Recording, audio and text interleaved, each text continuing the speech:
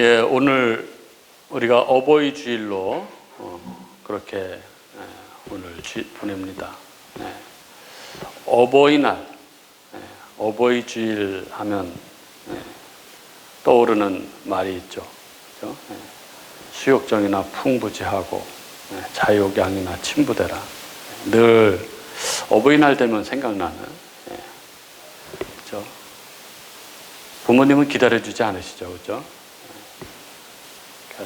계실 때 잘해야 하는데 계실 때 잘하지 못한 불효자들의 마음이죠.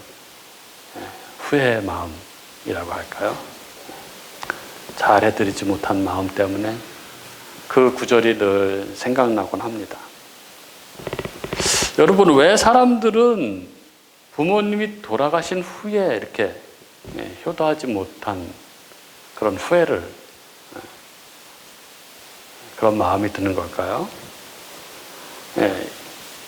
이 후회하는 마음 속에 인간이 하나님의 형상으로 창조된 존재라는 것, 그리고 인간이 타락한 존재라는 그런 현실이 동시에 이 후회 속에 담겨 있다고 합니다.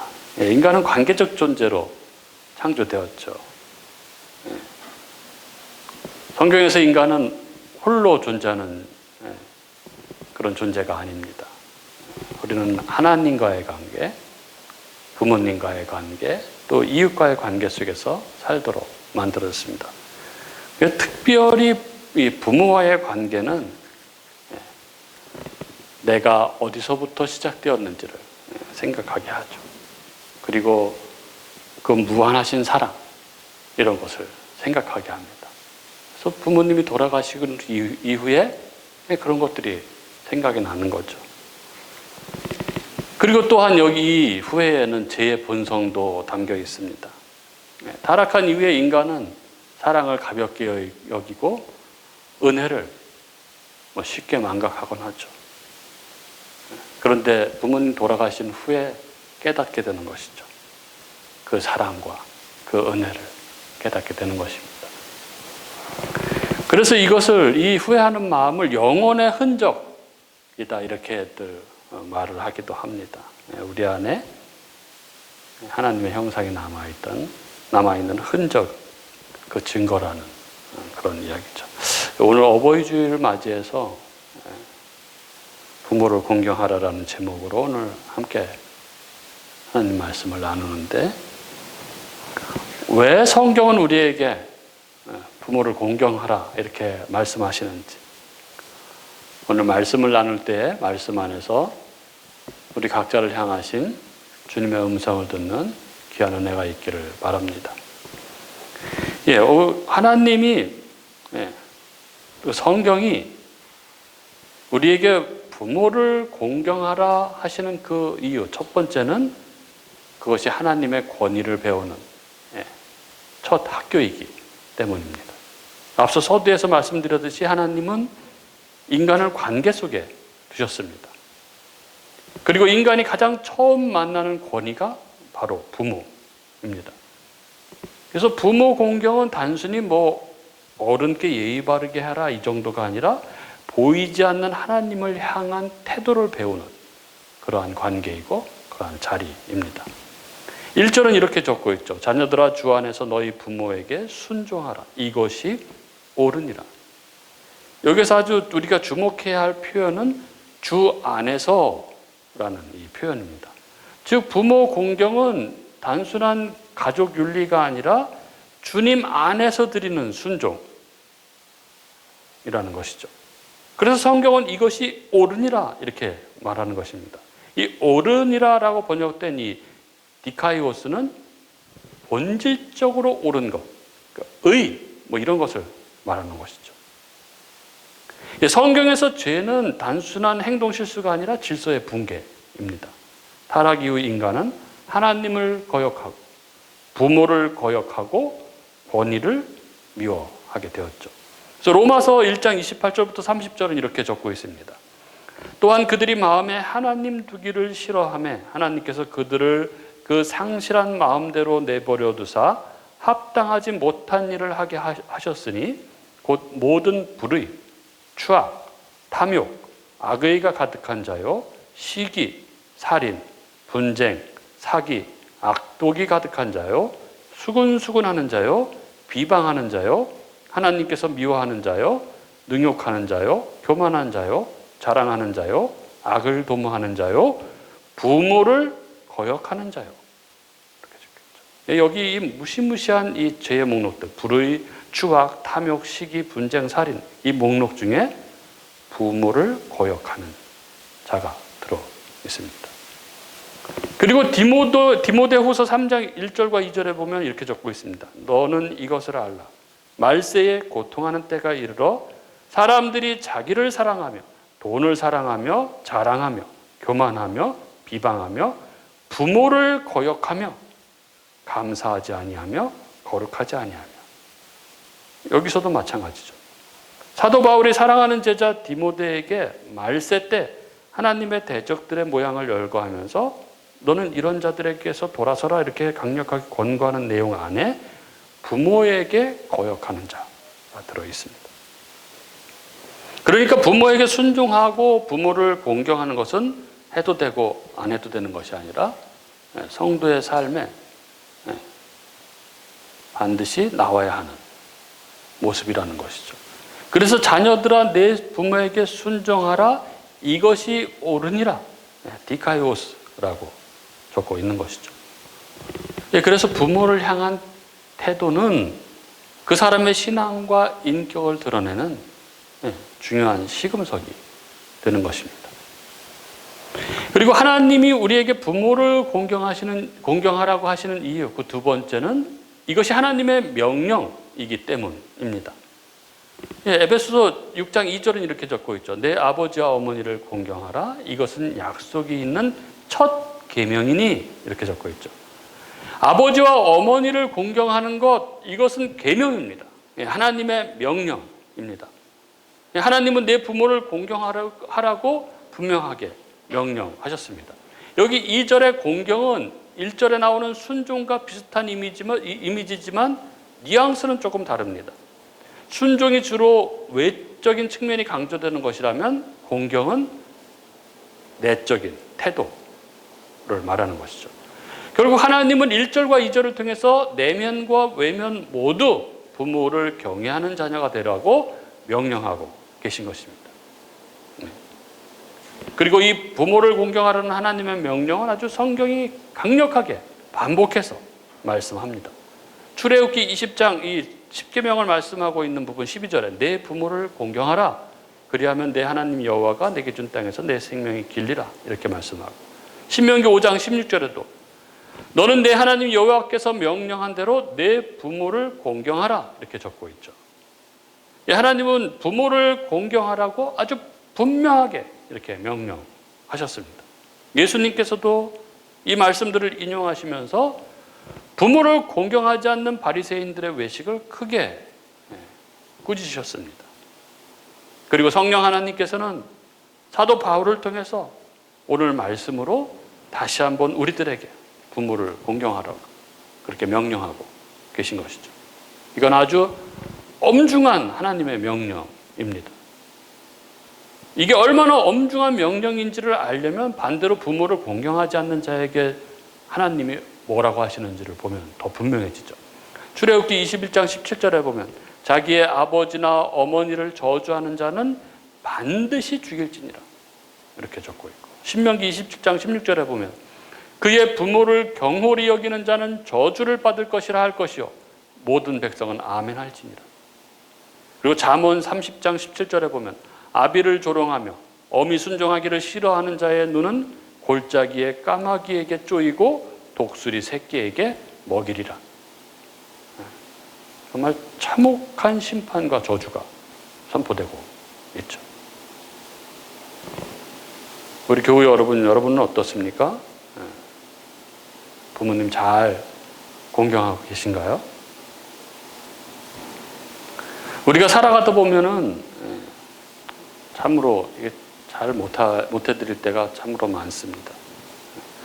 어렸을 때는 뭘 잘 몰라서 또 혹은 부모님에 대한 막연한 두려움 때문에 순종이 좀 쉬울 수도 있지만, 그러나 이제 나이가 들어가면서 내 생각이 분명해지고, 그렇죠?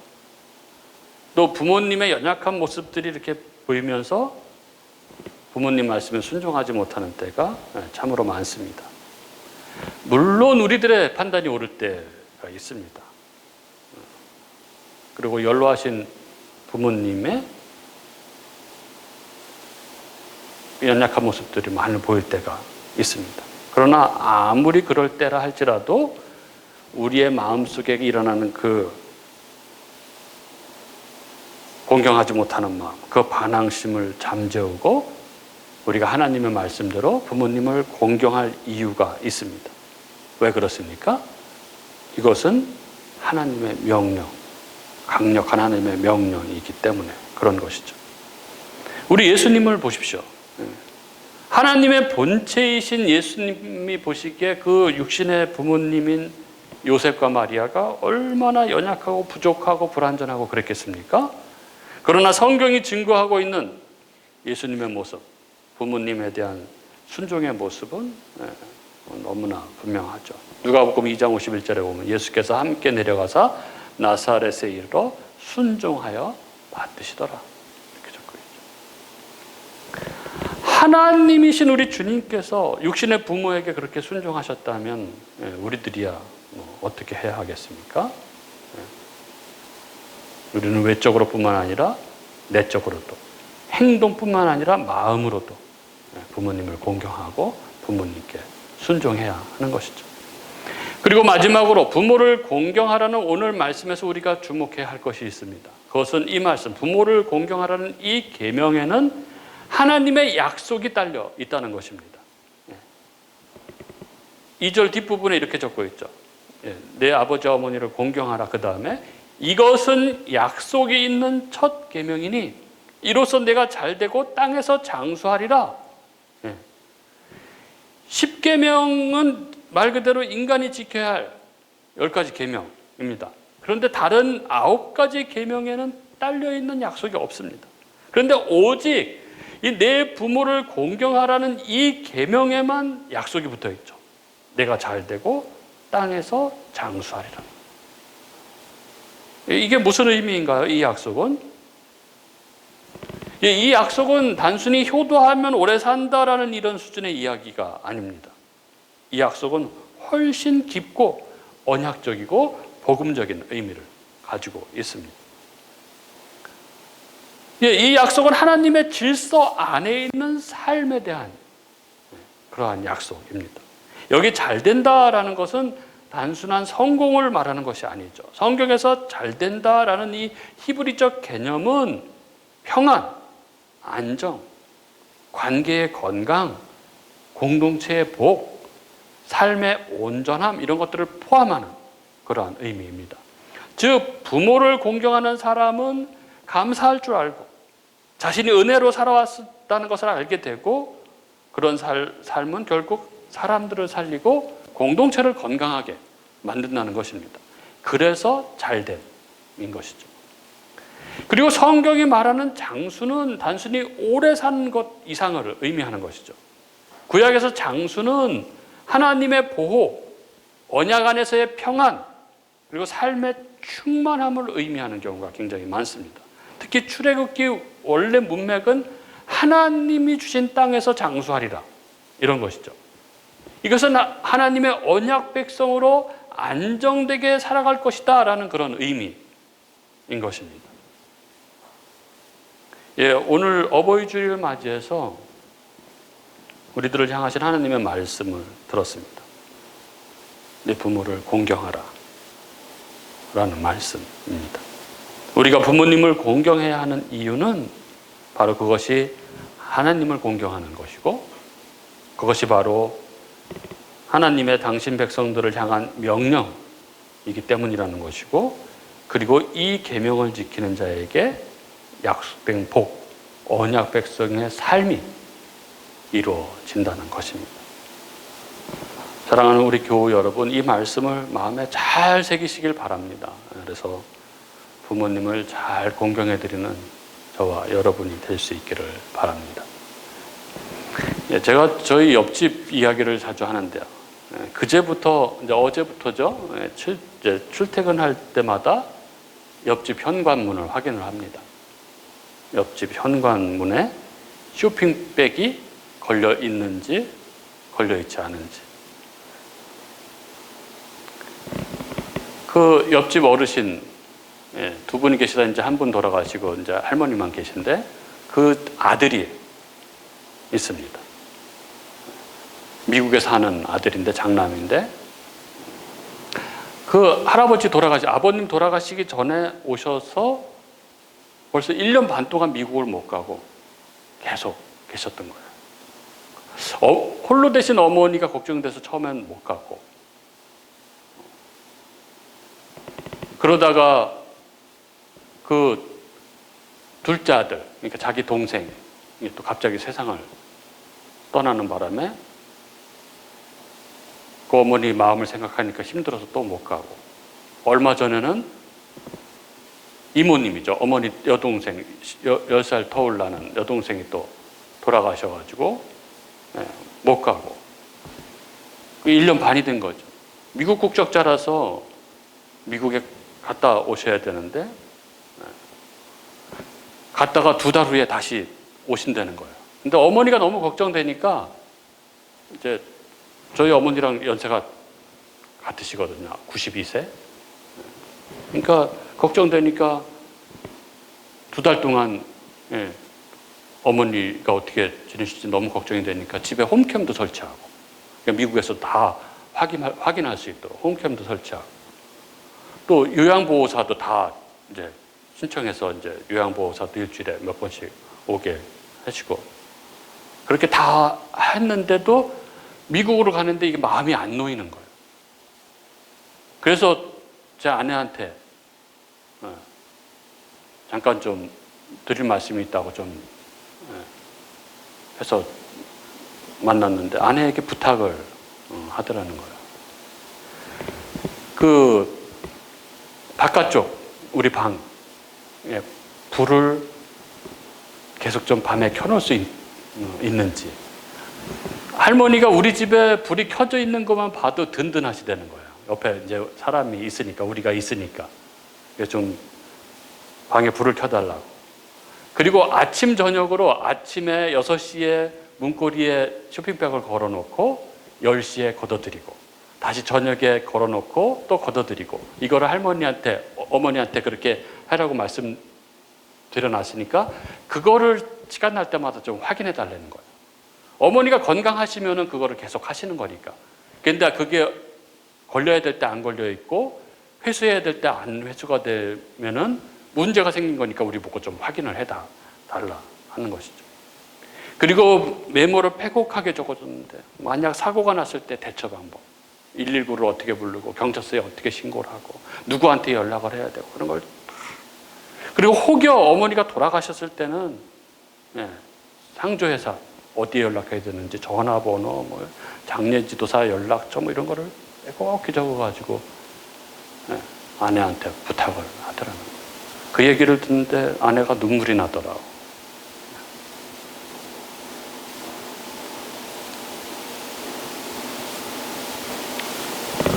그 얘기를 아내한테 듣는데 제 마음도 너무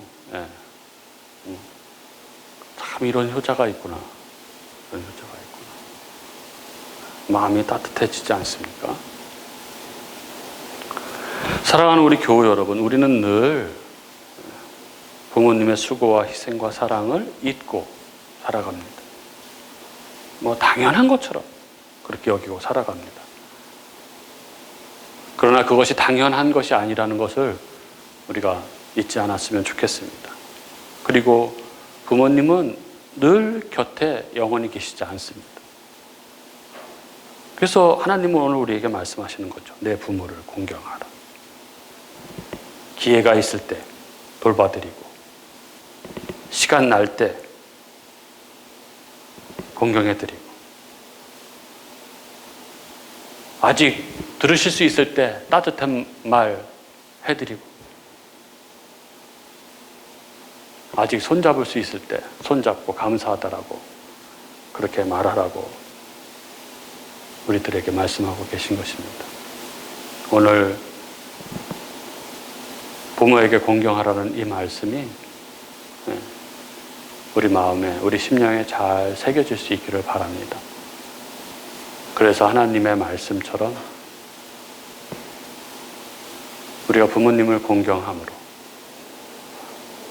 자식된 도리, 또 하나님 백성된 도리, 하나님 백성된 삶을 살아갈 수 있는 저와 여러분이 될 수 있기를 주님의 이름으로 축복합니다.